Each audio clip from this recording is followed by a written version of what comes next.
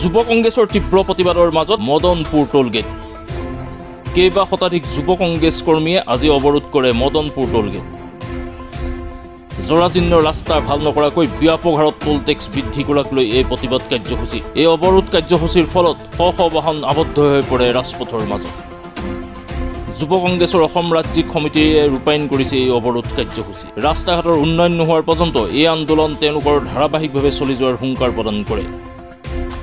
পুনৰবাৰ জনাইছো মদনপুৰ টোলগেটত যুৱ কংগ্ৰেছৰ তীব্ৰ প্ৰতিবাদ কেইবা শতাধিক যুৱ কংগ্ৰেছ কৰ্মীয়ে আজি অৱৰোধ কৰে মদনপুৰ টোলগেট জৰাজীৰ্ণ ৰাস্তা ভাল নকৰাকৈ ব্যাপক হাৰত টোল টেক্স বৃদ্ধি কৰাক লৈ এই প্ৰতিবাদ কাৰ্যসূচী এই অৱৰোধ কাৰ্যসূচীৰ ফলত শ শ বাহন আবদ্ধ হৈ পৰে ৰাজপথৰ মাজত যুৱ কংগ্ৰেছৰ অসম ৰাজ্যিক সমিতিয়ে ৰূপায়ণ কৰিছে এই অৱৰোধ কাৰ্যসূচী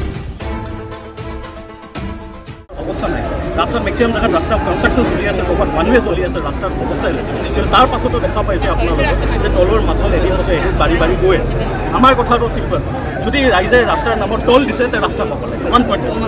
আজি যে টলৰ নামত যোনটো ৰাস্তা নিদিয়াকৈ যোনটো কালেকশ্যন চলি আছে এইটো টল কালেকশ্যন নহয় এইটো হাফতা উচুলি বুলি কয় আৰু চৰকাৰে অসমৰ ৰাইজৰ পৰা হাফতা উচুলি কৰি আছে আৰু এইটো বিৰুদ্ধে মাত মাতি আজি আমি ইউথ কংগ্ৰেছ ওলাই আহিছোঁ ষ্টেট লেভেলৰ প্ৰগ্ৰাম আজি ষ্টাৰ্ট কৰিছোঁ আৰু এইটো আন্দোলন চলিব অসমৰ অন্যান্য বেলেগ য'ত য'ত ৰাস্তা নাই কিন্তু দল লৈ আছে সকলো দলত আমি এইটো প্ৰচেষ্টা কৰিম